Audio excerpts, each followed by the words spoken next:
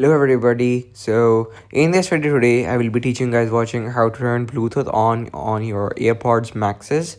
So use your AirPods Max with your Mac. So to turn your Bluetooth on, make sure your Mac is updated to the latest version of Mac OS.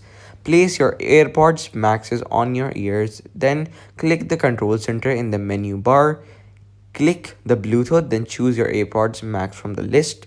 If your AirPods Max don't appear in Control Center, pair your AirPods Max with your Mac. So to do that, on your Mac, choose System Settings from the Apple menu, from such as in the picture of that is given below. Then make sure the Bluetooth is on. Then press and hold the noise control button on your AirPods Maxes until the status light flashes white. This indicates that the Bluetooth is on, and then click connect to your next click connect next to your AirPods Max in the nearby devices lists. And yeah, please remember to hold the button down of the noise control, because that will turn on the Bluetooth, making it easily able to connect with your iPhone or Mac, whatever you use and whatever you want to connect it with. Yeah, so thanks for watching this video till the end. Don't forget to subscribe.